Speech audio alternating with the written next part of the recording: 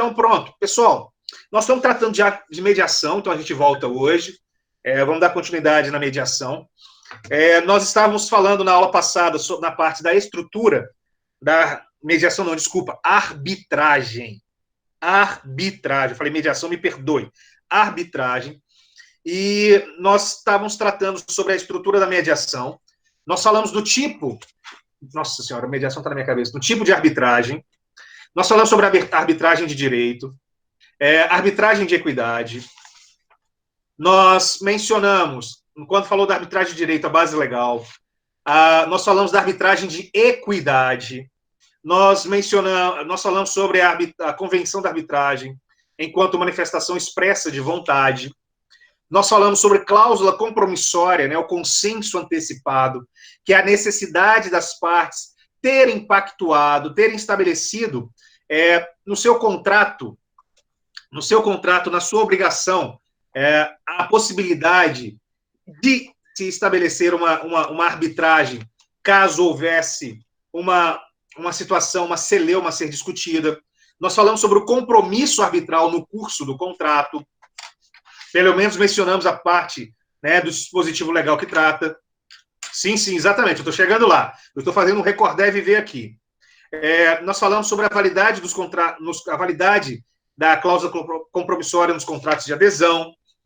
Nós falamos sobre os efeitos. Nós falamos sobre a autonomia. Nós chegamos a suscitar a questão de definições dadas sobre a cláusula compromissória pelo Carreira Alvim. Nós discutimos a cláusula compromissória em branco, a cláusula compromissória cheia. Nós destacamos a cláusula compromissória e a importância da redação. E aí vai ser o ponto que eu vou voltar, que é a questão da cláusula compromissória, importância de redação. Deixa eu colocar no silencioso, porque ninguém é obrigado a ficar escutando esse negócio tocar toda hora, nem eu.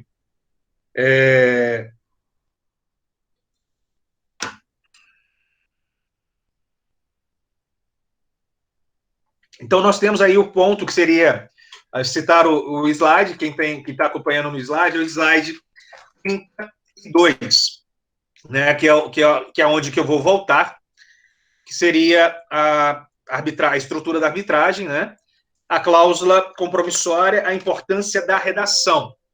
Né? Então, assim, nós temos, dentro desse viés, dentro dessa estrutura, nós temos a possibilidade, né, de complementar a cláusula compromissória.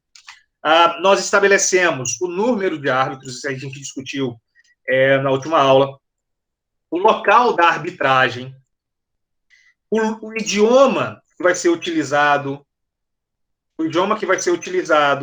a regra, né, o direito, a parte legal, né, que vai ser aplicada, né, o fundo jurídico, e a possibilidade de alteração do regulamento, né, que seriam as autonomias, a autonomia de vontade das partes.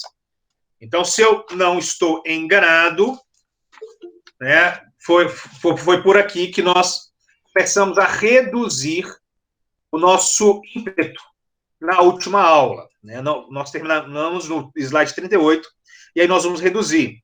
E aí nós passamos pela cláusula compromissória, o modelo da cláusula compromissória, e aí nós verificamos que a cláusula compromissória é em aberto, né, onde está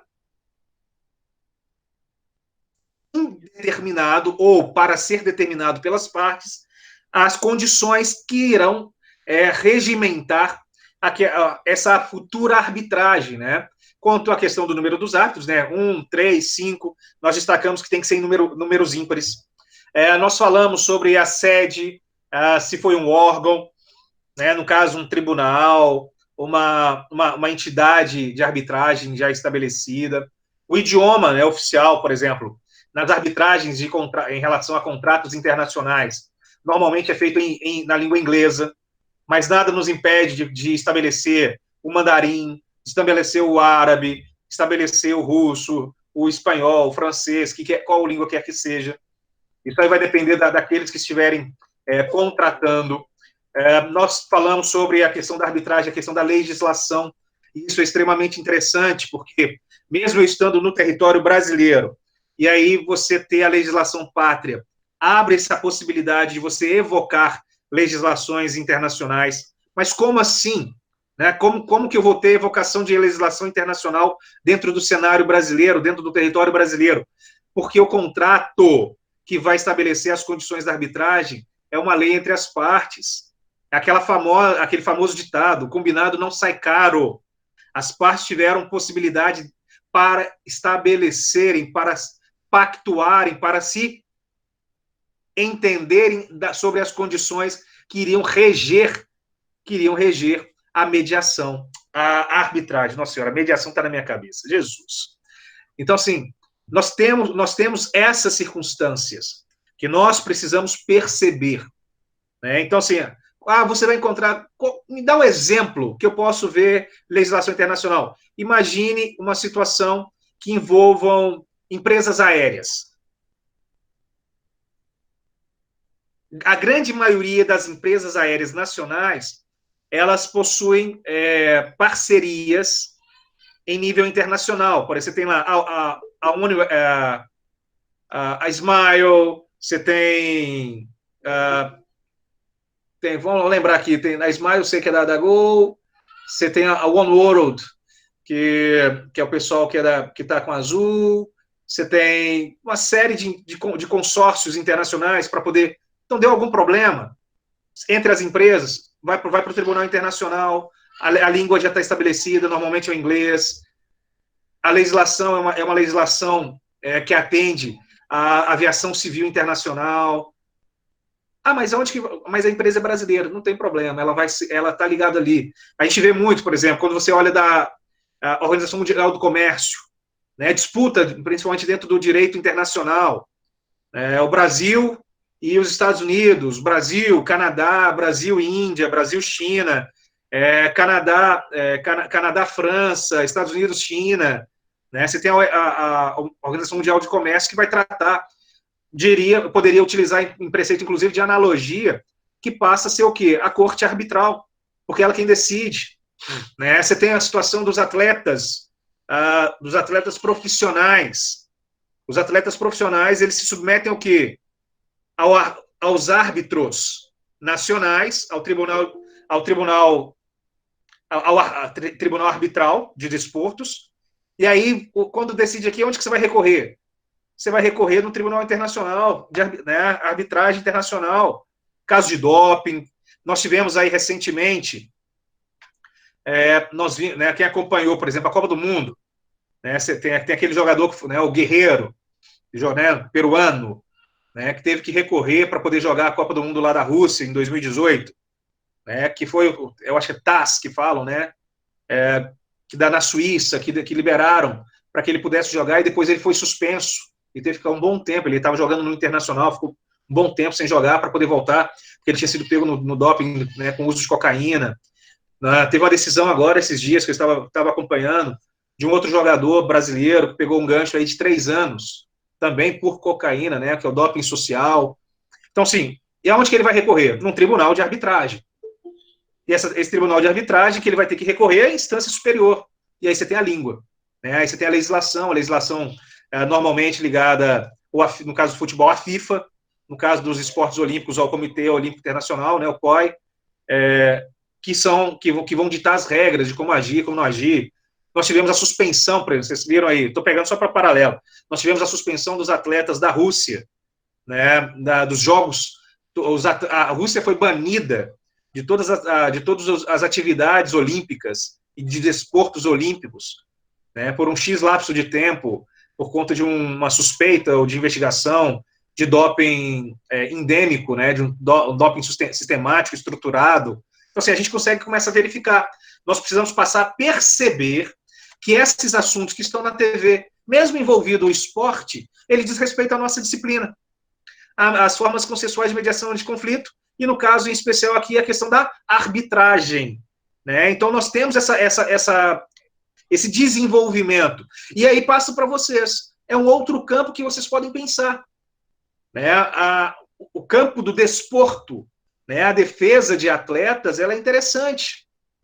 né? Você tem um filão, dependendo, obviamente, nem todos os atletas possuem uma condição econômica privilegiada, como alguns poucos, né? Alguns poucos jogadores da primeira divisão do Brasil, do futebol internacional, por exemplo, mas você tem um volume de trabalho interessante, né? Que dá para poder se desenvolver.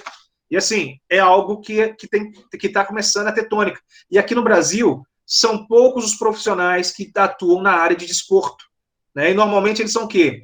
De justiça conciliatória. São tribunais arbitrais, aí são poucos os casos que vão gerar, de repente, uma ação trabalhista. Fora isso, é tribunal arbitral, tá? Corte arbitral. Nós falamos da definição legal do compromisso arbitral, né? Está lá na Lei 9.307, no artigo 9º. Compromisso arbitral é a convenção através da qual as partes submetem um litígio à arbitragem de uma ou mais pessoas, podendo ela ser judicial ou extrajudicial. Judicial porque você pode buscar, né, a tutela do juízo do Estado, e a extrajudicial quando você escolhe, você opta, né, você elege um terceiro para promover essa arbitragem, né? Nós mencionamos ali. E esse compromisso arbitral, judicial, ele é instruído através do artigo 7º da Lei 9.307, quando o compromisso é instituído por força judicial no caso de uma ausência ou recusa. Isso aí nós até discutimos na última aula. É quando há o quê? Quando há um pacto, quando há um acordo, né? Vamos pegar o nome técnico aqui para eu não sumir com ele. Quando há... É um nome bonitinho, né? Não pode... Quando há uma cláusula compromissória, né? Quando há uma cláusula compromissória, e aí, ante essa cláusula compromissória, depois o envolvido, o compromissado, ele se recusa a participar, a promover a arbitragem. E aí, nesse momento, como houve a recusa frente a uma cláusula compromissória, você vai buscar o Estado juiz para que o Estado juiz determine a implementação da arbitragem, né? Então, assim, nós temos essa possibilidade, então, por via judicial. Aí nós vamos ler aqui, ó, compromisso arbitral judicial celebra-se por termos dos autos perante o juízo ou o tribunal onde tem curso a demanda. E aí nós temos também o compromisso arbitral extrajudicial, né? O compromisso arbitral extrajudicial é o mecanismo normal, né, da arbitragem vinculada à cláusula compromissória, né, definida o quê? Definida em lei. Está lá no artigo 9º, parágrafo 2º. O compromisso arbitral extrajudicial será celebrado por escrito particular, assinado por duas testemunhas ou por instrumento público. Bom, ali nós temos uma situação que eu não posso deixar de reforçar. Os contratos particulares, para possuírem efeito executivo, força executiva, e para oporem, né, a obrigação ao outro, ele deve ser assinado por duas testemunhas.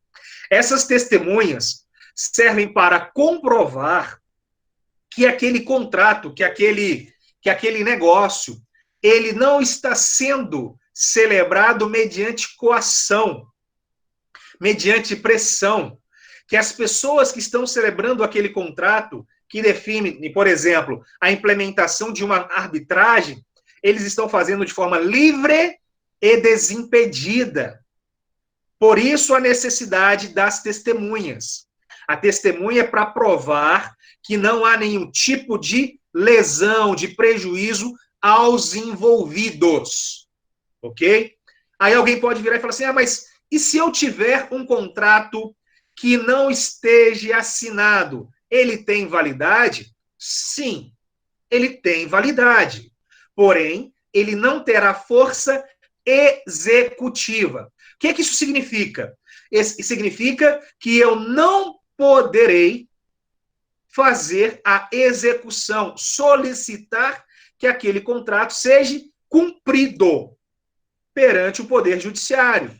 Aí eu teria que passar por um processo de conhecimento para reconhecer a obrigação entabulada naquele contrato, e aí sim eu ter condições de executar, de exigir a satisfação.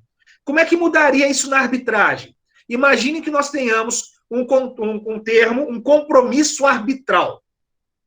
E aí o sujeito se recusa. Ao se recusar, eu percebo que o contrato que eu possuo não está assinado por testemunhas. O juiz, ele não vai determinar a implementação do juízo arbitral, da corte arbitral, da sessão de arbitragem. Por quê? Porque o contrato não tem força executiva. No entanto, poderá se discutir as condições do contrato perante o juízo. E aí você vai ter que fazer prova. Você vai ter que arrumar testemunhas, você vai ter que arrumar outras matérias, por exemplo, negociações, e-mails, mensagem de celular,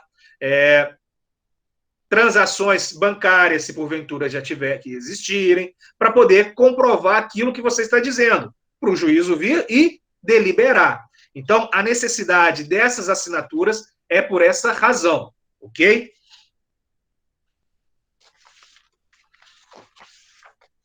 Requisitos obrigatórios desse compromisso arbitral.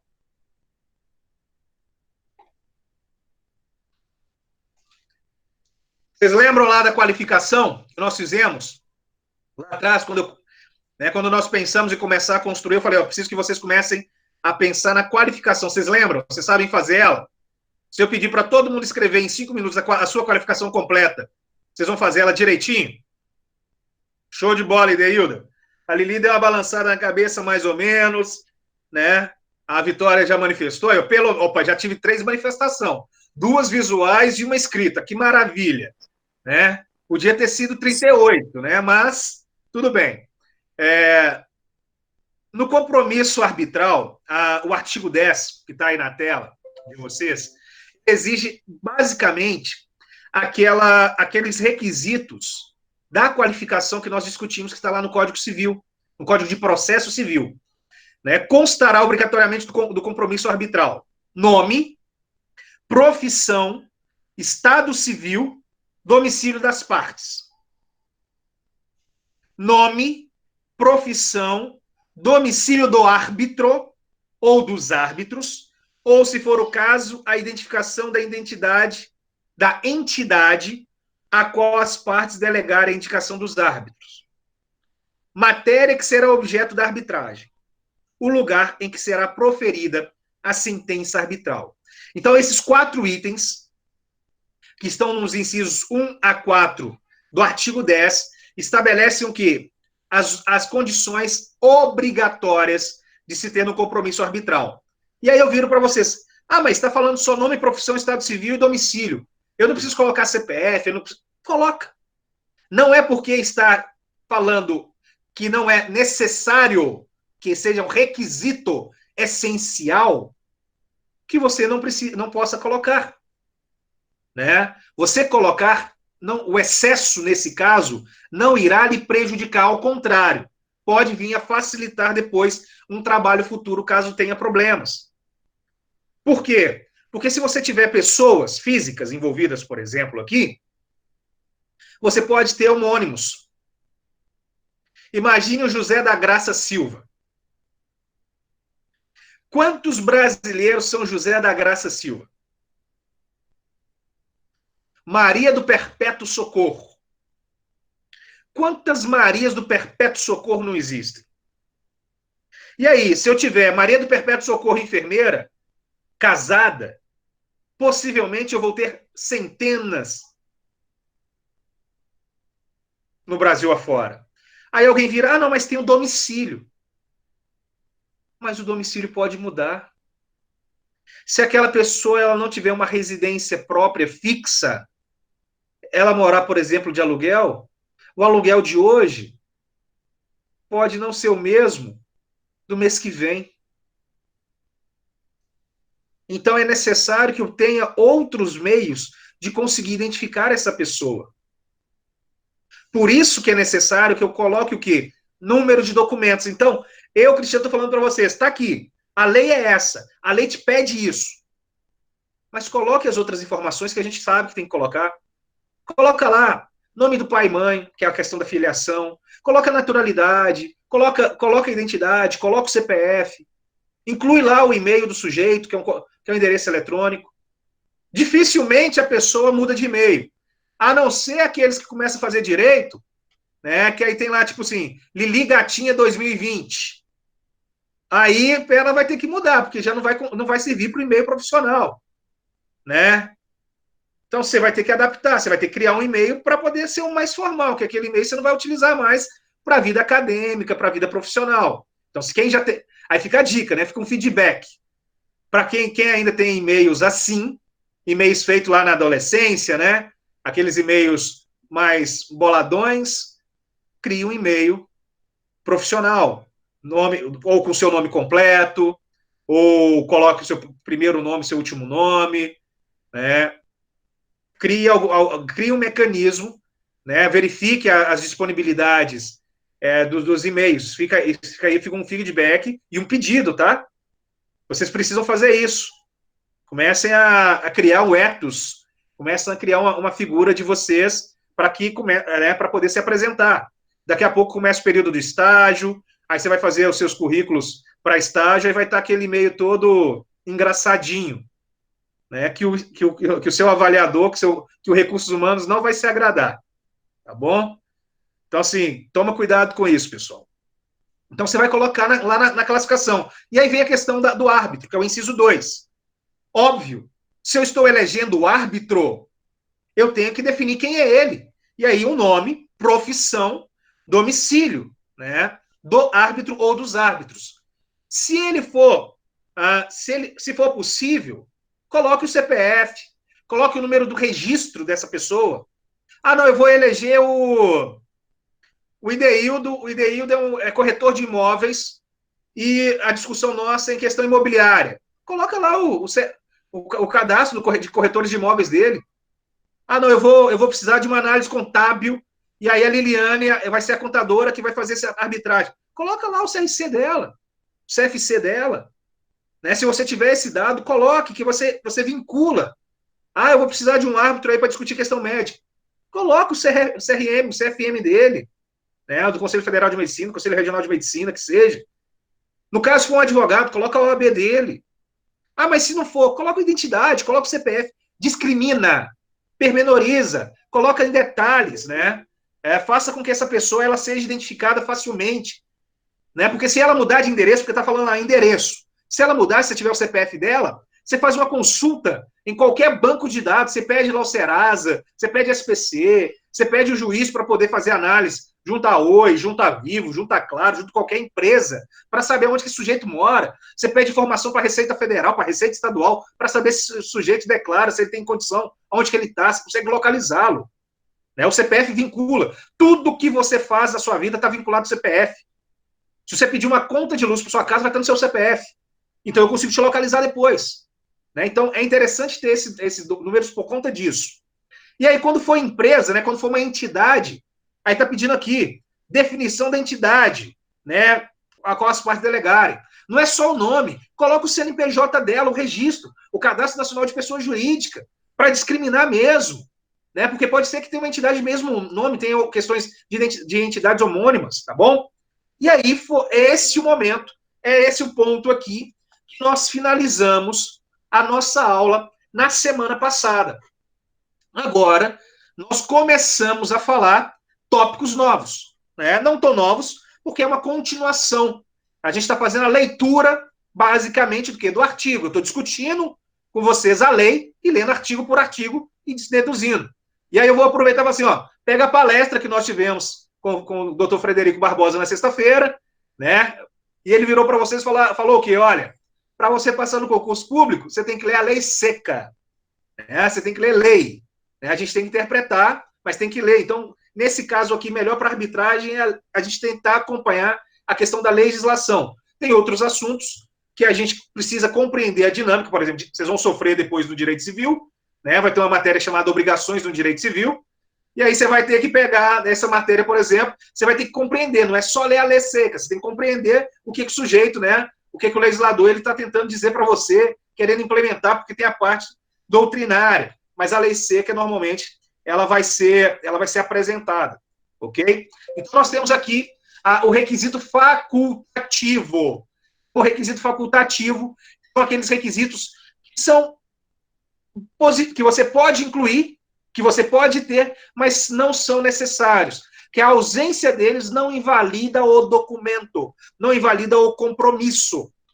Quais seriam os requisitos facultativos? O artigo 11 da Lei 9.307, ele estabelece, inciso 1, local ou locais onde se desenvolverá a arbitragem, ou seja, a cidade, o estado, o país, onde a arbitragem ela será realizada. Se você não colocou, não tem problema. Se você colocou, tem que cumprir o que está no contrato. Inciso 2. A autorização para que o árbitro ou os árbitros julguem por equidade, se assim for convencionado pelas partes. O que seria isso? Lembram lá o que é a equidade? A equidade é tentar criar a equiparação, né? Tratar os desiguais com desigualdade para que haja o preceito de isonomia. E aí, para ter esse viés também equitativo, tem que estar expresso. Porque se não tiver expresso, tem que julgar de acordo com o quê? Com as condições contratuais secas, sem nenhum tipo de influência. Isso também tem que estar previsto. Por que isso é facultativo? Porque isso pode mudar. Você pode ter estabelecido lá no contrato ou não. Se você estabeleceu no contrato, permanece. Se você não estabeleceu, no momento que for implementar a arbitragem, você pode decidir se vai incluir tal condição ou não, se vai permitir tal condição ou não. Inciso 3, o prazo para apresentação da sentença arbitral, que é outra situação. Né? Se não, você tem que ter um prazo mínimo aí, 30 dias, 60 dias, 100 dias, você vai estabelecer esse tempo para que o árbitro ele apresente. Continua ainda, inciso 5º. Inciso 4º. O inciso 4º vai colocar indicação da lei nacional ou das regras corporativas aplicáveis à arbitragem, quando assim convencionarem as partes. Óbvio, se eu estou no Brasil e desejo utilizar uma legislação que não seja brasileira, eu tenho que colocar no papel, eu tenho que convencionar previamente. Eu não posso depois querer evocar uma legislação mais benéfica ou prejudicial ao outro. Eu tenho que ter estabelecido. Se eu não estabeleci, pressupõe-se que eu vou julgar de acordo com a norma brasileira para quem está aqui. Ah, mas e no momento que implementar a corte arbitral? A gente pode definir? Sim, você pode definir. Porém, é interessante que você tenha igual casamento. Né? Eu brinco, gosto de fazer essa analogia e o casamento. Casamento você tem lá, né? Durante o namoro, meu bem, meu bem, meu bem, você casa, meu bem, meu bem, meu bem, todo mundo está cheio de amor. Ninguém pensa que pode dar problema. Casamento é negócio. Casamento é business. Você está, obviamente, com uma pessoa que você acha que vai te colocar para cima. Então, o ideal seria o quê? Antes do casamento, sentar com a pessoa. Vem cá, meu bem. Vamos fazer um pacto antinupcial. Como é que vai ser a nossa vida se der errado? Como é que vai funcionar? Eu não estou trabalhando, você vai pagar pensão? Se você terminar comigo? Se nós terminar porque você me traiu, porque eu te traí? Se a gente tiver menino, quem vai ficar com o menino? Quem que vai pagar a pensão? Se o nosso apartamento que a gente está comprando, quem que vai ficar com ele? O carro, como é que vai ficar? Você define tudo. Alguém poderia virar e falar assim, mas aí cadê o amor? Você está pensando em... Não, amor existe, é um sentimento, mas você tem que ser racional. E a questão da arbitragem é algo muito próximo a isso.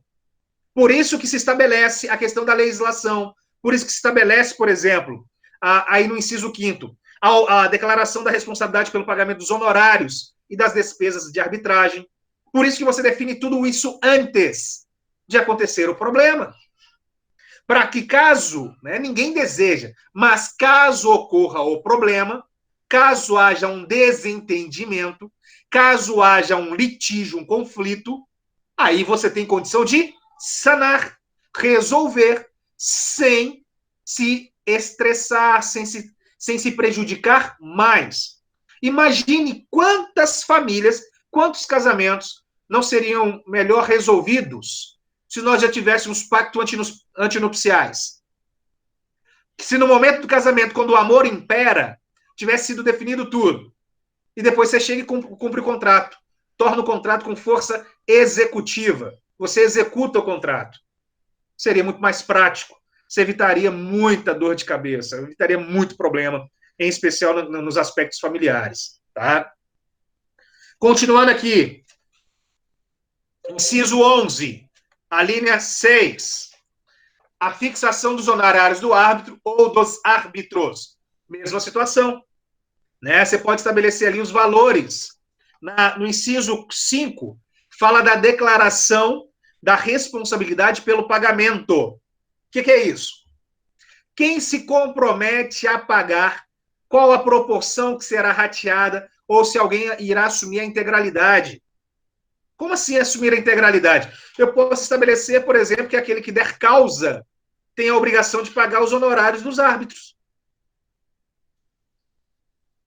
Como assim? Eu fiz um contrato de compra e venda. A pessoa que não entregou, ela está em mora, ela está em atraso, ela não cumpriu o contrato. Se ela não cumpriu o contrato, ela deu causa a buscar a satisfação daquele contrato. Então, nada mais justo, por exemplo, do que ela pagar, já que ela deu causa. Agora, se as partes vão em comum acordo acabarem o contrato, eu preciso de um árbitro? Não. A não ser que na hora que as duas em comum acordo decidem terminar o contrato, a discussão ali, né, o acerto entre elas não fica sendo viável, né, quando acaba com ruptura, né, ruptura brusca da relação. Aí você não tem condição de diálogo. Se não tem condição de diálogo, você pode buscar um árbitro para resolver, e aí, ou se não, volta na nossa outra matéria, né? Você pode buscar um mediador, que seria uma outra possível solução para a solução desse problema aí. O parágrafo único do artigo 11 fala o seguinte: fixando as partes os honorários do árbitro ou dos árbitros no compromisso arbitral, este constituirá título executivo extrajudicial. Não havendo tal estipulação, o árbitro requererá ao Poder Judiciário, ao órgão do Poder Judiciário, que seria competente para julgar, originariamente, a causa que fixe por sentença seus honorários. Então, se você não tiver estabelecido no documento a questão dos valores a ser pago ao árbitro, aí como é que você vai fazer isso? Você vai estipular. Como assim? Como é que eu vou estipular? Olha, eu quero que o Uriel seja o árbitro. Doutor Uriel, qual que é o valor dos seus honorários para arbitragem? O honorário para arbitragem é X. Aí você colocou, você estipulou. Não é eu, Cristiano, colocar o preço que eu quero. Ah, não, vou colocar lá que eu vou pagar por Uriel 1 centavo. Não, não é assim. Você tem que colocar preço de mercado. As entidades, elas possuem preços, elas possuem tabelas. Né? Se você chegar para verificar... Então, você tem ali tem um coeficiente, né, do serviço a ser prestado. Vocês viram lá atrás, quando a gente começou, quando eu recapitulei as aulas, que existem algumas cláusulas que elas vêm abertas para serem preenchidas posteriormente, né, que são as cláusulas em branco. A questão dos honorários pode ser uma delas. Você pode deixar para poder verificar no momento. A entidade também pode ser uma delas. Você pode deixar para verificar. Pois não, Uriel? Abriu sem querer aqui, professor. Então, beleza. Então, se nós temos essas circunstâncias, tá? E aí, se não houver essa fixação, primeiro, se houver essa fixação no compromisso arbitral, serve para o árbitro como um título executivo para poder exigir o pagamento daquele valor. Caso não haja no compromisso arbitral, tá? Caso não haja no compromisso arbitral o valor dos honorários do árbitro, aí o árbitro ele terá que buscar o Poder Judiciário. Qual? Quem? Quem seria competente para julgar aquela ação, para julgar aquela demanda. E aí, eu não sei se, né, eu não fiz com vocês, eu fiz, não me recordo, que é a questão da estrutura do Poder Judiciário. Dentro do Poder Judiciário, você vai ver aquela situação. Você tem lá dentro a vara civil, da cidade tal, o Tribunal de Segunda Instância, né, Tribunal Superior, o STF, que chega, que eu brinco que chama que é o CEL. Você vai verificar quem que é o órgão competente, quem julgaria aquela situação. Como assim? Quem julgaria? Eu tenho que verificar o ente. É Justiça Federal, é Justiça Estadual, né? Eu tenho que verificar o ente federativo que está envolvido, se a pessoa envolvida, a pessoa física ou jurídica, né, com quem ela está se relacionando, se é de direito público, se é de direito internacional. Eu tenho que verificar essas condições para poder escolher, eleger o foro, o juízo de competência para apreciação e julgamento da demanda. Tá? Então é só para poder ficar isso. Se eu não tenho no contrato, eu tenho que buscar o Estado juiz para que o Estado juiz ele fixe os valores dos meus honorários. Meus honorários, digo, a questão do árbitro, tá, ok? Segue no slide 42. Nós temos a questão dos honorários, né? A parte boa. Advogado gosta de honorários, CB principalmente. E aí a questão dos honorários, né? Artigo 12 fala o seguinte: extingue-se o compromisso arbitral. Primeiro, inciso 1, excusando-se qualquer dos árbitros. Excusando-se aqui todo mundo entende que é recusando, tá? Isentando, né? A pessoa afastando, ela se excusa, ela deixa de fazer, ela deixa de se comprometer. Então, excusando-se qualquer dos árbitros antes da aceitação à nomeação, desde que as partes tenham declarado expressamente não aceitar substitutos. Opa, como é que é isso? Contratos. Eu posso fazer um contrato que só serve o Uriel Neto como árbitro. Se o Uriel Neto virar e falar assim, não, eu não faço arbitragem de vocês, eu não trabalho em hipótese alguma. Espera aí. Se estava previsto somente o Uriel e não está prevendo a possibilidade de uma substituição, o compromisso arbitral acabou. Não vai existir árbitro. Por isso, extinção. Extinção, lembra lá dos dinossauros. Extinção é o quê? O fim. Né? A extinção dos dinossauros, né, é o fim dos dinossauros. A extinção do compromisso arbitral é o fim do compromisso arbitral. Inciso 2. Falecendo ou ficando impossibilitado de dar seu voto a algum dos árbitros, desde que as partes declarem expressamente não aceitar substitutos. Algo muito próximo. O árbitro faleceu, ou seja, na primeira, ele recusa, né? Ele excusa, ele recusa. No inciso 2, ele falece, ou ele está impossibilitado de exprimir sua vontade materializada através do seu voto. Daí também nós vamos ter o fim do compromisso arbitral. Por que o fim do compromisso arbitral? Porque se eu não tenho árbitro, eu não tenho arbitragem. Por isso que a legislação ela coloca que é necessário que uma possibilidade de substituição. Se não houver essa expressa possibilidade de substituição, aí eu não terei possibilidade para continuar com a arbitragem. Inciso 3. Tendo expirado o prazo a que se refere o artigo 11, inciso 3. Artigo 11, inciso 3, menciona prazo para apresentação da sentença arbitral. Nós falamos 6 slides atrás. Né? Então, desde que a parte interessada tenha notificado o árbitro ou o presidente do tribunal arbitral, concedendo-lhe prazo de 10 dias para a prolação e apresentação da sentença arbitral. Então, nós temos aqui... Pois não, Marquinhos? Posso fazer uma pergunta ou posso esperar o senhor terminar de explicar? Não, pode fazer, faz, por favor. Tá, é uma dúvida que está aqui. O árbitro, ele pode ser uma pessoa, um cidadão comum, qualquer um cidadão comum, ou ele tem que estar devidamente habilitado dentro de uma associação de árbitros, Então, ou pode ser com algum advogado que mesmo que não faça parte de uma associação de árbitros, pode. a gente pode ser escolhido assim voluntariamente. O que Estou com acontece? dúvida.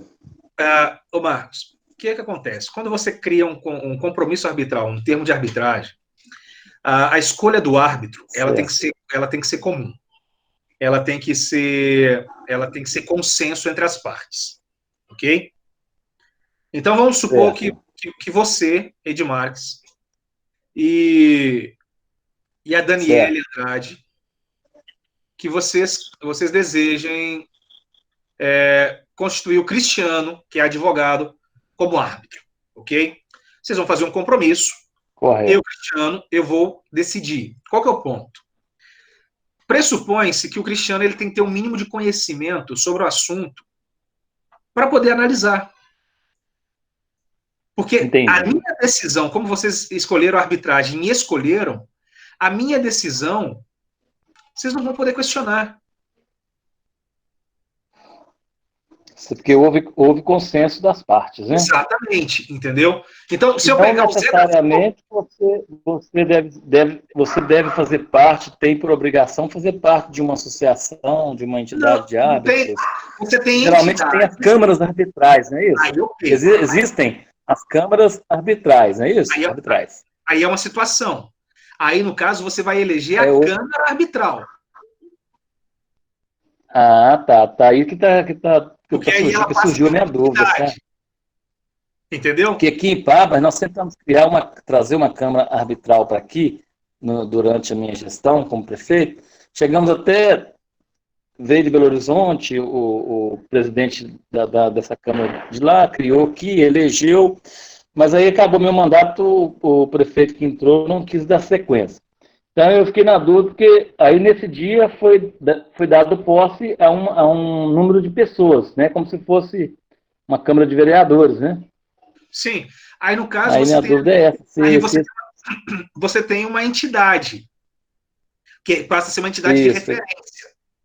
Porque ali você tem. Nós vamos contratar, por exemplo, a Câmara Arbitral de Ipaba, por exemplo, que o senhor sabe, a Câmara Arbitral de Ipaba. Teve alguns colegas aqui. Não foi à frente. O prefeito que entrou não deu apoio, certo? Mas é assim, do meu mandato eu criei ela no finalzinho do mandato e tal.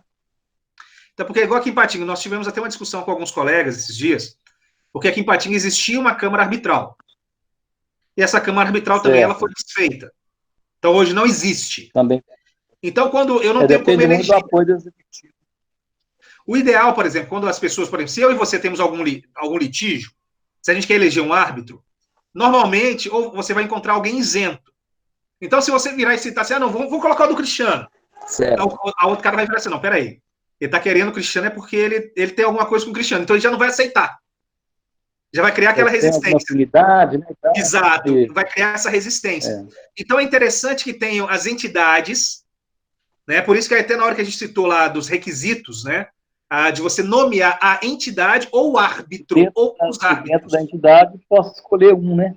Exato, que aí dentro da entidade, a entidade já tem o quê? Já tem a sua estrutura. E aí pressupõe-se que dentro da entidade você vai ter pessoas especializadas, grupo de pessoas especializadas para os assuntos. Né? Porque a arbitragem ela pode ter vários aspectos. E aí você não vai ter, peraí, a corte foi a Câmara de Arbitragem de Ipaba.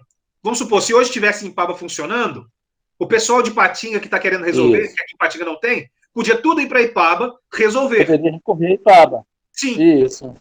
Sim. Poderia recorrer a Ipaba. É isento. As pessoas que vão decidir, então ali elas são eleitas, aí vai ter que ver o regimento da entidade, né? Como que é feito o processo para seleção, se é contratado, se é com mandado, se não é, né? Porque é um tribunal. Né? Então age como se fosse um tribunal. Né? A corte de arbitragem, né? É um tribunal de arbitragem, a junta arbitral, ele age ali com poder de juízo. Porque o que eles decidirem ali vai passar a ser lei. Né? Exatamente. E você só vai poder recorrer se tiver algum vício. Tirando disso, fica resolvido ali, né? Exatamente. Se tirar ali, você já solucionou. Aí, caso a pessoa não cumpra, o documento é um título executivo, você já pode pegar e decidir em juízo a execução dele, né, para poder fazer a constrição de bens, etc. e tal, para cumprir e satisfazer. Isso. Tá? Então, Não, assim, então, minha dúvida foi sanada, minha dúvida. mas Tá, existe essa possibilidade, não é uma situação comum, tá? Não é uma situação comum. Normalmente você tem uma estrutura de uma entidade. Porém, nada, a legislação ela isso coloca. que até aí eu entendi um pouco na prática, né? Porque eu presenciei isso aí de perto, né? Mas do outro lado já não entendia. É porque a legislação ela não fala que tem que ser uma entidade. Ela cita a figura do árbitro. Né? Igual na hora que nós começamos a nossa aula hoje, lá no artigo 10, eu entrei atrás, né? Talvez você até já falou isso, eu entrei com uns 20 minutos de atraso hoje. Não, então, aí nós pegamos, nós colocamos lá, olha, quando você vai constar que é obrigatório no termo, né, o nome, a profissão, o estado civil, o domicílio das partes que estão negociando. Aí vem o inciso 2. O nome, profissão e domicílio do árbitro ou dos árbitros. Ah, tá. Do árbitro então, ou dos na hora que ele fala árbitro ou árbitro, Câmara, né? é sinal que é pessoa física. Isso. Ou, aí ele coloca, ou, se for o caso, a identificação da entidade a qual as partes delegarem a indicação de árbitros, que é o caso, seria, por exemplo, a entidade, né, a corte arbitral, o tribunal arbitral, a junta arbitral, né, de Ipaba, que você tinha constituído. E aí, quando eu elejo ali, aí a própria entidade é quem vai delegar quem serão os árbitros. E aí, quando fala de entidade, vai decidir lá 3 pessoas, por exemplo, para ter um parecer médico, como se fosse um tribunal mesmo. Né? Para não ser uma decisão monocrática. Então, você tem lá o relator, né? E os vogais. Né? Então, você vai ter alguém que vai relatar, que vai apresentar o caso, né? E os outros vão decidir, que podem acompanhar a figura, por exemplo, do relator ou não. E aí dá sentença, né? Vamos falar assim, algo muito próximo de um tribunal. Então, assim, você tem essa estrutura. Bem próximo do tribunal. Eu achei muito interessante quando a gente trouxe para cá, eu gostei muito ia funcionar muito bem na prática, pena que não continuou. O que agora me permita, é o que a gente tem que mudar em figura política. A figura política ela não pode ser pessoal, ela tem que ser figura de Estado. Né? Ela tem que ser uma estrutura, né? Quando a gente fala Estado, é uma política de municipal, uma política estadual, uma política governamental, federal. Então, começou um sujeito, ele tem que tocar o barco. Então, é uma política. É porque gera gasto, né? O aluguel é por conta do município, o abastecimento, as despesas, né? E o prefeito que entrou não estava disposto a arcar com as despesas. É uma pena, porque ganharia dinheiro, viu? Porque gera tributo, viu? E aqui no Vale do Aço não tem. A comarca é a mesma, Ipatinga, Ipatinga, Santana do Paraíso e Ipaba é a mesma comarca. Você conseguia resolver tudo ali. As outras cidades próximas que tem outras comarcas podiam resolver aqui. Minha visão foi nesse sentido aí, porque eu sabia que Ipatinga não tinha no Vale, né? No Vale do Aço, então nós seríamos referência, né? Uma pena, viu, Marquinhos? Uma pena. Mas vamos lá. Mas, tá bom. Vamos lá. Faz parte do jogo. Faz parte. Valeu, pessoal, obrigado. Olha só. Quando os árbitros ou a entidade arbitral ela não decide no prazo estabelecido no compromisso arbitral, fica preconizado o quê? Que pode extinguir o contrato do compromisso arbitral. Só que aí você tem que notificar o árbitro ou a entidade arbitral e ela vai ter um prazo de 10 dias para prolatar a sentença, ou seja, para decidir sobre aquilo que está sendo litigado. Aí a gente vê um modelo aqui de um compromisso arbitral, bem sintetizado, tá? Você pode fazer ele bem simples, igual está aqui, ou você pode fazer ele bem rebuscado. É seu critério. Né? Você pode fazer em uma lauda, ou você pode fazer em 20 laudas. Isso aí é problema do seu cliente. O grande problema que nós temos, quando a gente faz muito sintético, né? Às vezes você deixa de abordar alguns pontos, só que isso acaba abrindo possibilidades, porque como o contrato é lei entre as partes, uma coisa que você prevê, se ela não for possível de cumprir, ela invalida o documento depois. A gente acabou de ver aqui. Se eu eleger o árbitro, ou seja, se eu fizer uma cláusula fechada, já nominado o sujeito, e depois essa pessoa se recusar a assumir, né, a arbitragem, vai acabar, se não houver a possibilidade de substituição. O Marquinhos ali, ele mencionou né, da questão de uma junta arbitral lá em Paba. Vamos supor que a gente conhecesse isso, que nós tivéssemos na época lá, que ele era gestor, que ele era prefeito lá do Ipaba, a gente colocasse no papel que seria a junta arbitral do Ipaba que iria dirimir, né, que iria fazer a arbitragem. Aí o problema acontece hoje, no ano de 2020. Espera aí. Vamos lá para o Ipaba. E chegou no Ipaba, não tem mais a junta arbitral. Não tem possibilidade de substituição. Acabou. Contrato extinto. Né? A extinção do contrato. Então, o contrato sintético aqui para vocês estão vendo aqui, ó. Deixa eu pegar, colocar o pincel. Colocar o ponteirinho, marca texto. Então, nós temos aqui, ó, pelo presente instrumento particular de compromisso arbitral, de um lado, o nome e a qualificação completa. E aí, essa qualificação completa, por favor, qualificação completa do sujeito, conforme o Código de Processo Civil, tá? Aquilo que a gente viu para poder fazer contrato, que a gente viu que é para poder fazer petição. Vamos utilizar aquela definição completa. Nome, prenome, naturalidade, nacionalidade, estado civil, profissão, data de nascimento, filiação, identidade, CPF, comprovante de endereço, endereço eletrônico, tudo aquilo que a gente viu na aula passada, que é o que eu tinha pedido para vocês fazerem. Quem não está lembrando, pega lá, revê, faça. Tá ok? E também do outro sujeito. Então, Cristiano. Pois não. É porque aconteceu um pequeno acidente aqui comigo, fiquei presa no quarto, eu estava tentando me libertar daqui. E eu perdi o que você falou tudo aí agora. Que é isso? Só fala mais ou menos esse último toque que você passou aí agora. Jô, por que você ficou presa no quarto, Jô? Você tinha que estar sentada na frente do computador, Jovilene. Eu estava, meu filho do céu. Foi dar pedido na minha pessoa, Jovilene. Eu tô passada. Me fala onde que você... Vamos lá. Então me fala onde que você perdeu. Pode falar sobre esse último... Ai, Jesus, eu tô até nervosa até agora. Ninguém merece. Então tá, olha só. Vamos lá, vou voltar rapidinho. Vou voltar alguns pontos. A gente estava falando dos honorários. Não sei se você pegou essa parte. Eu voltei uns 4 slides. A gente estava falando dos honorários, que os honorários do árbitro, eles são fixados no compromisso arbitral. Então, as partes estabelecem. Lembrando que esse honorário não é eu que vou decidir, eu tenho que saber como é que é o trabalho. Normalmente, as entidades têm tabela, eles já têm valores, ok? Então, eu vou estabelecer essa condição.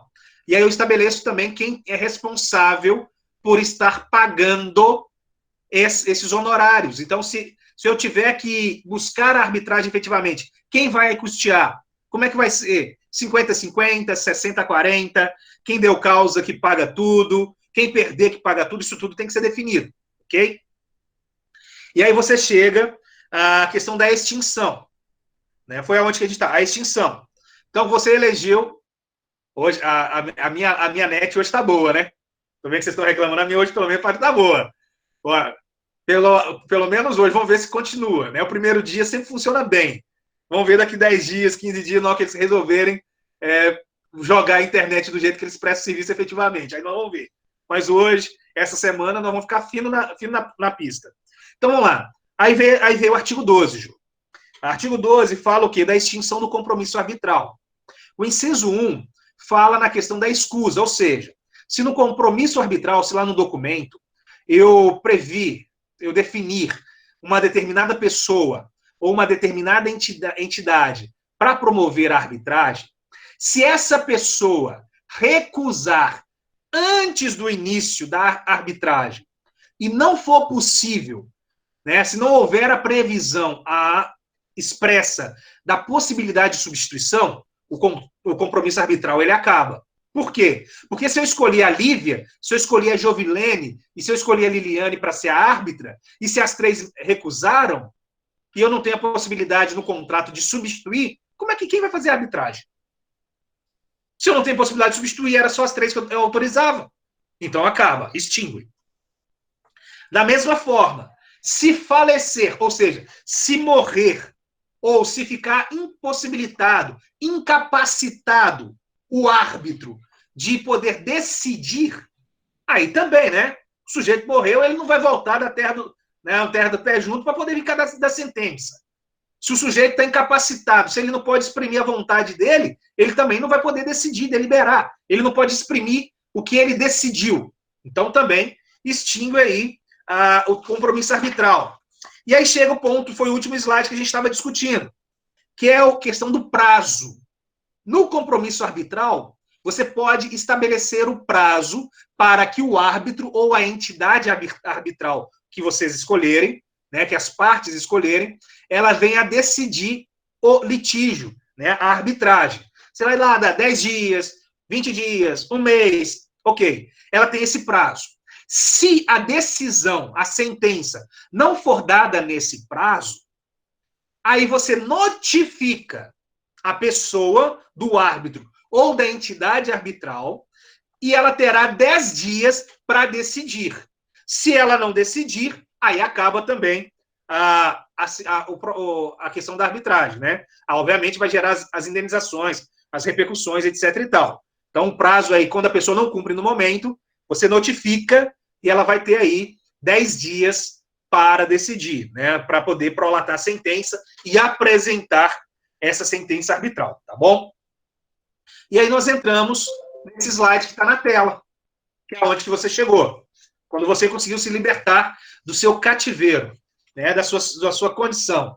Nós vamos criar um filme, Jovilene Enclausurada. Né? Tô achando que você foi no banheiro e falou que foi comer, tá? Mas vamos lá. E aí a gente começou a discutir. Primeira parte. Aqui é um contrato sintético, é um contrato enxuto, que já é o suficiente, tá bom? Então, vamos lá. Pelo presente instrumento particular de compromisso arbitral, de um lado. Então, você vai qualificar uma das partes. Qualificação completa. Tá? Do outro lado, aí você qualifica a outra parte também, porque para fazer arbitragem tem que ter 2 ou mais pessoas. Ah, mas se tiver 10 pessoas, você vai qualificar as 10. Ok? Se tiver 10 pessoas, você qualifica as 10. Isso é um item obrigatório. A qualificação é item obrigatório, nós acabamos de ler. Ok? Então, de um lado, fulano de tal, de outro lado, fulano de tal. Ao final, assinalados quer dizer assinado, convencionam que submeterão ao juízo arbitral, nos termos da Lei 9.307 de 96, a solução definitiva de conflito decorrente do contrato. E aqui você vai especificar qual contrato. Contrato de quê? Cópia anexa. Existente entre ambos de acordo com as seguintes condições. E aí vem a primeira situação. Nomeiam, indicam órgão ou instituição, pessoa, árbitro ou entidade arbitral, como entidade responsável pela administração do procedimento arbitral e providências necessárias para a indicação. Olha, de árbitro único ou de 3 árbitros, a escolha deve estar manifestada nesse compromisso arbitral também. Aqui, ó. Beleza? Bem como aceitam, na íntegra, os seus regulamentos internos que nortearão a condução do procedimento arbitral. Isso no caso da entidade. Inciso 2. Ok? Então, inciso 2 é que essa situação aqui, ela é obrigatória. Vamos colocar aqui, ó. Então, isso aqui... Ô, Cristiano. Pois não. Quando for pedido, a gente pode usar esse modelo aí? Como é que é? Quando for pedido, a gente pode usar esse modelo aí? Pode. Ah, então tá bom. Você é muito espertinho. Tem que fazer de cabeça, viu? Mas é Brincadeira. de cabeça, pô. Ctrl+C, Ctrl+V. Ah, cara, esse é o problema todo. Se fosse dentro da sala de aula, tranquilo, podia deixar você pegar o caderno, que vocês iam ter que copiar. O problema todo é que eu sei que a grande maioria vai fazer um Ctrl+C e Ctrl+V. Se o sujeito pegasse e digitasse, pelo menos, ele estaria fixando. Isso aí já seria ótimo. Né? O problema é literalmente fazer o Ctrl+C e Ctrl+V. Porque assim, copiar, o tal da colinha, tudo bem, a gente acaba aceitando, a gente sabe que faz parte, infelizmente, não deveria, mas infelizmente faz parte, né, do procedimento brasileiro, né, da famosa lei de Gerson, do jeitinho brasileiro. É antiético, mas a gente consegue compreender. Mas para vocês fixarem, para vocês aprenderem, seria ideal que vocês realmente fizessem isso aí, lessem. Se vai copiar, coloca do lado, digita, porque digitando, pelo menos, você vai estar gravando, você vai estar lendo aquilo que você está escrevendo. E aí você vai lembrar dos detalhes. Isso ajuda depois numa situação futura, tá, Pedro? Mas assim, então você tem a situação. A indicação do órgão é item obrigatório, ok? Aí vem o item 2. O objeto da arbitragem é a solução definitiva do conflito surgido entre as partes, decorrente do contrato. Esse contrato aqui é o mesmo que está aqui em cima. É o mesmo contrato, entendeu? Decorrente do contrato firmado na data tal, nos tempos seguintes. Isso nem precisaria ter, mas é bom para poder falar. Aí vem questões obrigatórias. A sentença arbitral será proferida na cidade de... Aí você vai escolher o local. Na sede do órgão. Aí está lá como termo obrigatório. O local que vai dar sentença. Os locais onde será desenvolvido a arbitragem ficarão a critério do árbitro. Aí já é item facultativo, ó. Um item facultativo. O árbitro ou os árbitros julgará ou julgarão de acordo com a legislação brasileira. Opa, isso é item facultativo. Porque eu posso colocar legislação americana, legislação inglesa, legislação francesa, legislação russa, chinesa, qualquer uma que eu queira. Item facultativo. Tá? Aí as partes também, elas poderão estabelecer que o julgamento seja por equidade ou por outra legislação que não é brasileira. O que é equidade? O equilíbrio. Aí você tem que colocar. É uma possibilidade. A sentença arbitral deverá ser apresentada no prazo de 180 dias. Então, o prazo está aqui, ó. Apresentada no prazo. Um item facultativo. Ok?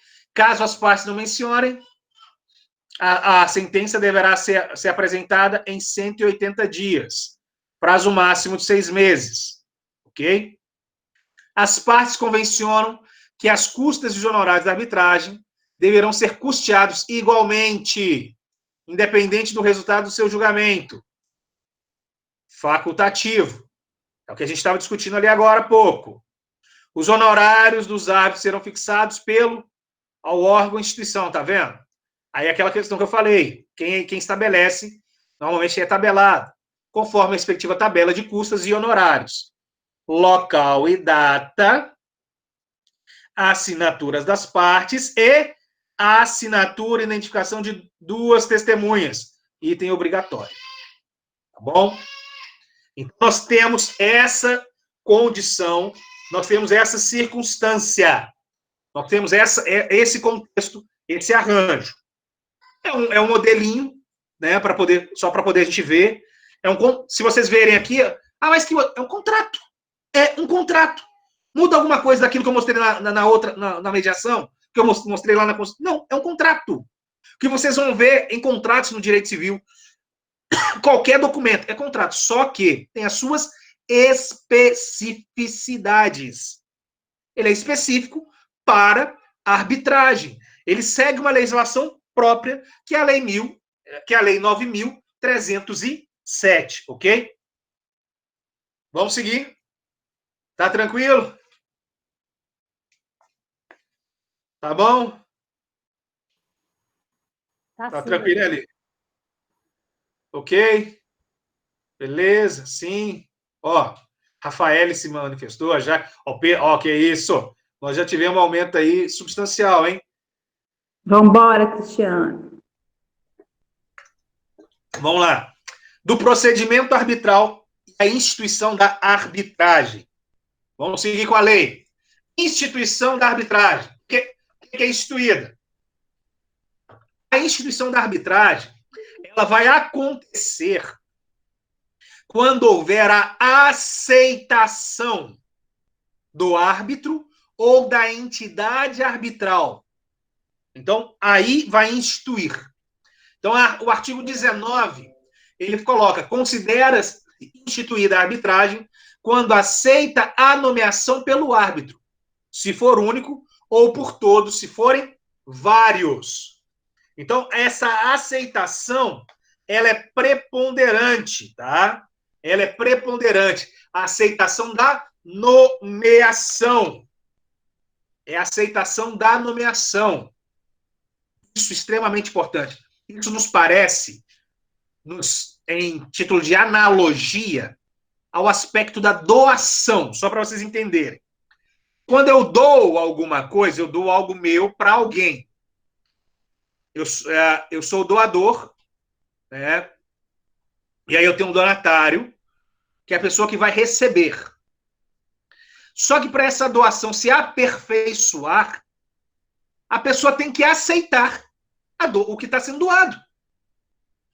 Porque se ela não aceitar o que está sendo doado, a doação ela não vai ser completada. Ela não vai ser instituída. É algo próximo, é o que acontece aqui também.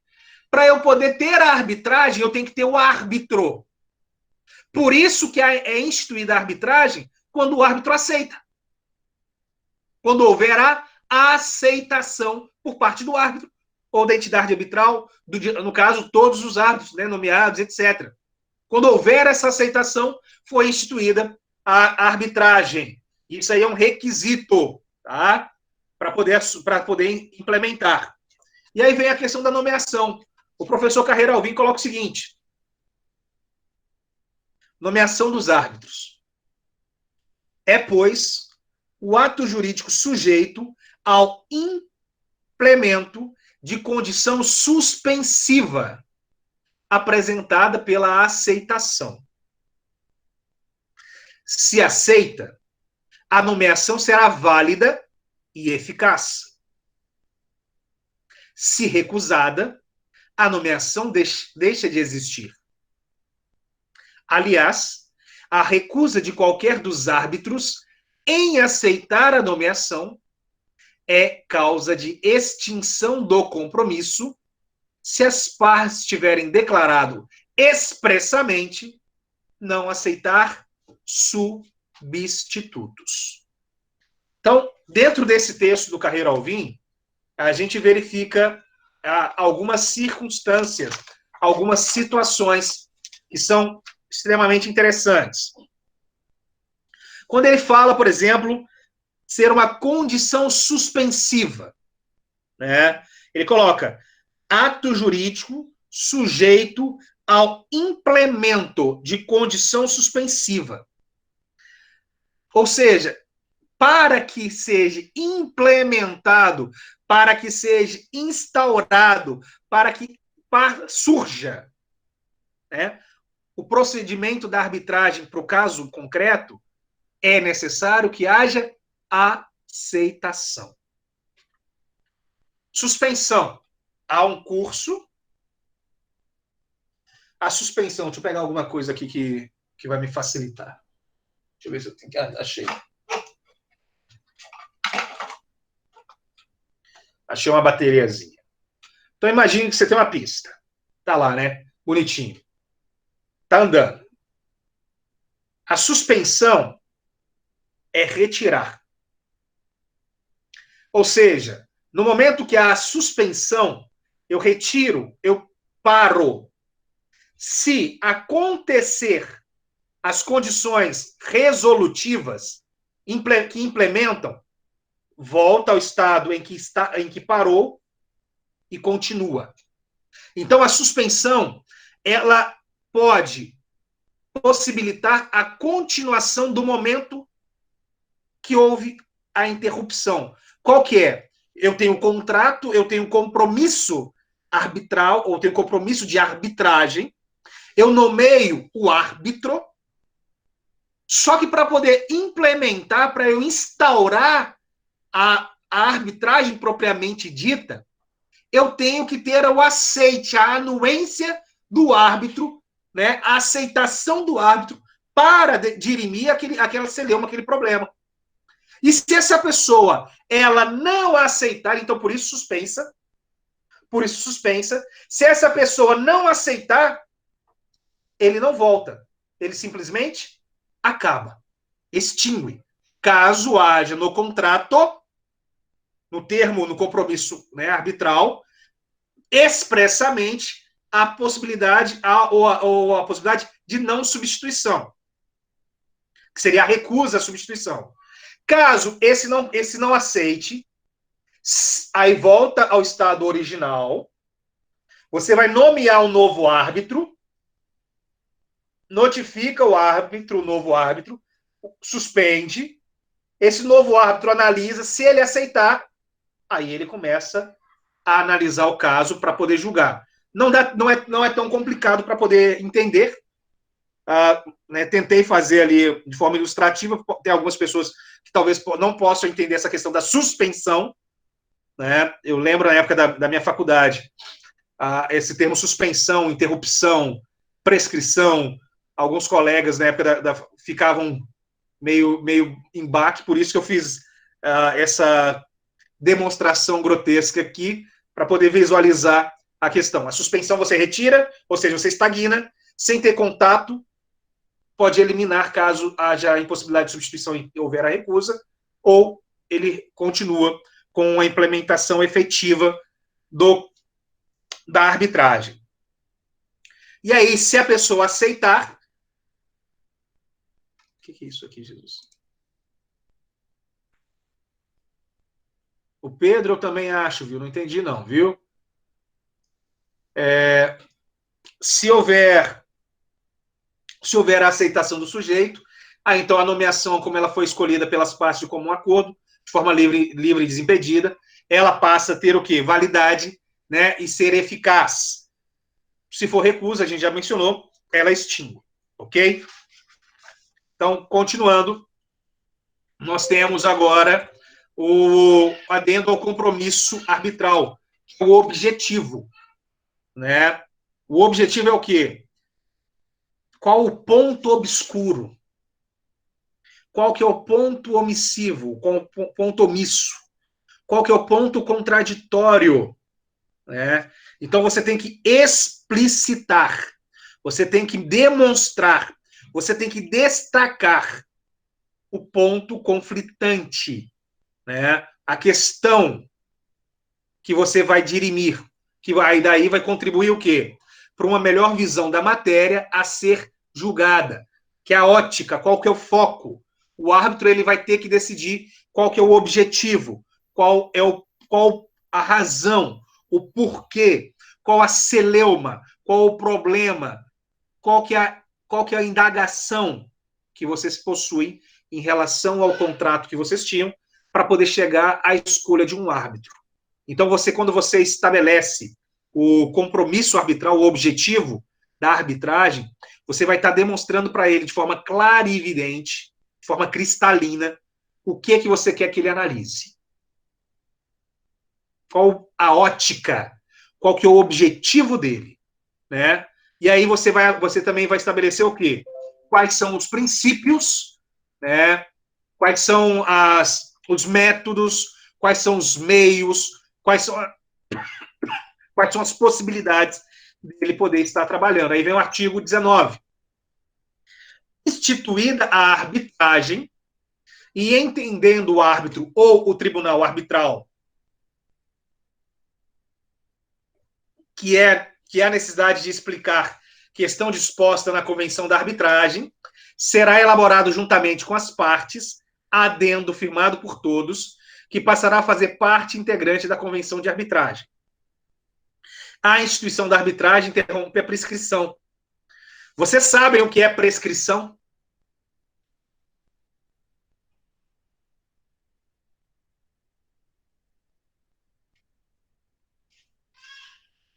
Quando perde, não é o valor, mas tipo assim, tipo, quando prescrever uma dívida, eu não sei explicar, Cristiano, eu sei, mas eu acho que eu não sei explicar.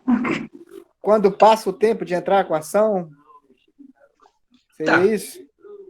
Mas qual que é o efeito da prescrição? Cancela o processo? Perde o prazo. Mas qual que é o efeito? Não cancela o processo não, viu, Uriel? Prescrição está ligada a prazo, Liliane. Isso aí você está certa. Mas qual que é o efeito? O efeito? Não sei. Assim, Késia?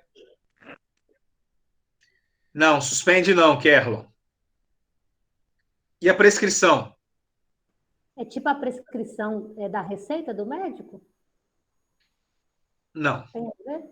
Não? Não. Seria Não sei, alguma não. punição? De certa forma. De certa forma, mas isso aí não define. Sim, Júlio, a prescrição está relacionada ao prazo de protocolação, sim. Mas qual é o efeito da prescrição? Arquivamento? Arquivamento? Não.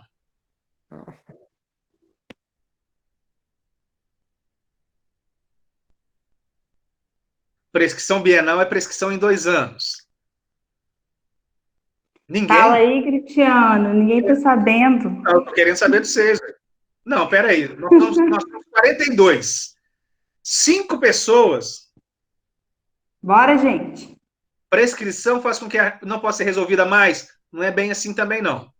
Existem métodos de fazer a liquidez novamente. Professor, eu não vou responder que a única prescrição que eu conheço é a médica, então aí complica. Olha só, pessoal. No direito, nós temos prescrição e nós temos decadência. Ok? São duas coisas completamente diferentes. As duas coisas se relacionam à perda de prazos, que vão gerar efeitos. A prescrição está relacionada ao direito de ação. Quando algo prescreve, você perde o direito de agir. Exemplo, se você tem um cheque, o cheque, ele é um título executivo. Você executa o cheque que voltou, sem fundo, em 6 meses. Esses 6 meses é o prazo prescricional.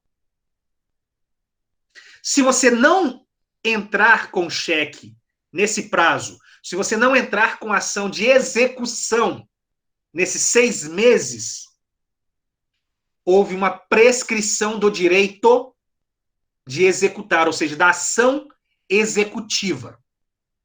Isso significa que você perdeu, aí vem até responder você, viu, Uriel? E o Júlio. Isso significa que você perdeu o direito aos valores do cheque? Não. Você perdeu o direito de ação, de exigir por meio de uma execução. E aí você vai olhar as outras áreas do direito. Aí você faz uma ação de locupletamento ilícito, por exemplo, que é 2 anos. Ou você faz uma ação de cobrança, que é 5 anos. Ou você faz uma ação monitória, que é 10 anos. Passado esse prazo de 10 anos, por exemplo, aí vai ocorrer a decadência. A decadência é a perda do direito. Aí morreu. Aí morreu. Quando você quando você lê que houve a decadência, decaiu, destruiu, arruinou. A prescrição é porque não cumpriu o lapso temporal previsto para agir. E aí que é aquela situação que você falou de punição, de fato. O direito não assiste a quem fica dormindo. O direito não assiste a quem dorme no ponto. Você tem que correr atrás do seu direito. Você não pode ficar estático e pressupor que o Estado ele vai te amparar a todo e qualquer momento. No Código Civil, se eu não estou enganado, artigo 205 e 206, deixa eu até jogar aqui para ver se eu não estou falando besteira. Artigo 205, exatamente. Artigo 205 e 206, eles vão trazer para nós os prazos prescricionais. Quem tiver curiosidade, depois procura o Código Civil, dá uma olhada nesses prazos de 205 e 206. Vocês vão ver que existem prazos para tudo. Não dá Quando tipo não houver um prazo... Oi, Jove? Não dá tipo um perda campeão, é tipo isso? Não, não é... Ó, vou corrigir vocês não podem falar isso não, hein? É uso capião. Ai, Jesus. Não fala... Ó, vocês não podem falar de menor, nem uso campeão. Menor de idade, uso capião. O uso capião é exatamente isso. Só que a diferença, Jô, você foi certíssima. Só que quando a gente fala de prescrição, aí eu não ia entrar nesse... Existe a prescrição, prejudicial, né, que é a prescrição para perder, e tem a prescrição aquisitiva. No caso da uso capião que você citou, eu tenho que cumprir um determinado lapso temporal para passar a ter direito a alguma coisa. Então, para eu ter uso capião de um imóvel, por exemplo, segundo a Constituição, é 5 anos e uma série de outros requisitos que eu não vou entrar, que não é objeto nosso. Só que eu tenho no Código Civil 15 anos, 10 anos, 5 anos, 2 anos, depende dos tipos e dos requisitos. E aí eu cumpro o prazo, que é a prescrição, que é o lapso temporal, e os outros requisitos para poder pedir essa uso capião. Tá? Então você está certinho nesse aspecto aí, tá bom? Então essa prescrição pode ser a perda do direito ou pode ser a aquisição do direito por conta do lapso temporal.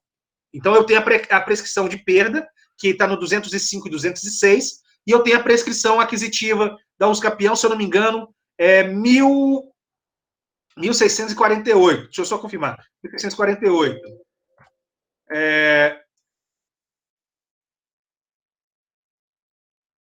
Não, passei demais. Passei demais. 1800.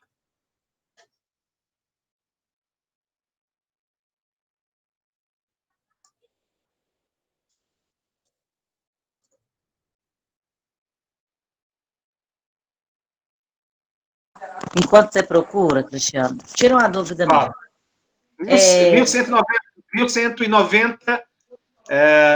1196 em diante, tá bom? Fala para mim, Lisânia.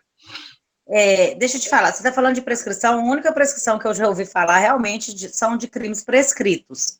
Mas eu nunca fui a fundo no que realmente isso, né, pode acarretar. No caso dos crimes prescritos, tem algum critério para ser reaberto? Porque como a gente não aprofunda, dá a impressão que não tem mais. Não, aí no caso, aí eu estou falando do direito civil, né? No direito penal, a gente também tem a questão da prescrição. O que acontece? Nós temos um instituto no direito penal, vocês participaram da palestra com o Frederico, na sexta. Quase, né? Então, uma coisa até que o Fred falou com vocês, é que o Estado, ele exagera, né, que é a questão da prisão dos inocentes, ele exagera na questão das prisões cautelares, das prisões procedimentais, preliminares. E, muitas das vezes, a pessoa fica presa além. Então, nós temos lá um princípio, no direito penal, chama princípio in dubio pro réu. Na dúvida, há benefício para o réu. O que acontece? Até mesmo dentro desse princípio, porque depois da vida, o maior bem que nós temos é a nossa liberdade. O direito penal, quando você fala de prescrição, a prescrição penal, ela está ligada ao exercício do direito punitivo. Então, esse exercício do direito punitivo, você não tem impossibilidade de retroagir, não. Só que os prazos eles são muito dilatados. Por exemplo, a questão do homicídio, vamos supor, a pena máxima em abstrato do homicídio vamos supor que ela é 30 anos, ok? No direito penal, eu não vou... Quem poderia falar para vocês maravilhosamente bem do direito penal até o Fernando. Mas lá, vamos supor que o sujeito, a pena máxima do homicídio, ela seja lá 30 anos, ok? Então, se eu pegar o artigo... vamos colocar aqui, eu vou pegar esses 30 anos e a pena do sujeito. Então, a pena do sujeito, ela vai estar, por exemplo, maior que 12 anos. A prescrição, se ela for maior que 12, a prescrição, ela ocorre em 20, né? E assim você vai. Então, você tem situações, por exemplo, crime, menor que 1 ano, prescreve em 3, de 1 a 2 anos, prescreve em 4, de 2 a 4, prescreve em 8, de 4 a 8, prescreve em 12, de 8 a 12, prescreve em 16, maior que 12, prescreve em 20 anos, por exemplo, tá? Você vai ter aquela situação já tabelada, se eu não me engano, artigo 109, 110, 115, uma coisa assim, que aí já tem os valores lá das penas, entendeu? Depois eu vou ver se eu acho alguma tabela. Se vocês jogarem também, tipo, prescrição penal na internet, vocês vão achar. Ali a prescrição é para o prazo da pessoa buscar a tutela do Estado para poder punir. Então, para punir, você não vai ter como aumentar. Se já houver a oferta, por exemplo, se oferecer a denúncia, aí tem que correr um prazo. Tem que ter sentença. Por exemplo, depois da sentença, se a pessoa for presa, você entendeu? Então, sim, são prazos. Ele vai passando. Você tem tanto tempo para oferecer a denúncia. Não ofereceu? Prescreveu. Aí já deu a sentença. Depois da sentença, você tem tanto tempo que tem que cumprir a pena que foi dada. Então, está valendo ali a questão da punição, se a pessoa for presa, né? Então, você tem essas situações, tá? Mas é algo muito próximo a isso mesmo. A prescrição é a perda do direito, pode ser até, inclusive, punitivo, tá? Pessoal, eu parei aqui, eu parei na questão do adendo, porque o próximo assunto seria as decisões arbitrais. Então, eu deixo para poder finalizar na aula de amanhã. Vou ter que parar, né, porque vocês têm aula agora com outro professor, e eu espero vocês aqui amanhã para a gente poder dar continuidade nesse mesmo bate-canal, nesse mesmo bate-hora, nesse mesmo lugar, tá ok? Boa aula para vocês. Quem for comer, come rapidinho aí, não atrasa para aula do professor não, senão eles vão brigar comigo, tá beleza? Até amanhã. Pois não, Hércules? Até amanhã. Até amanhã, então. Fique com Deus. Falou. Tchauzinho, até mais.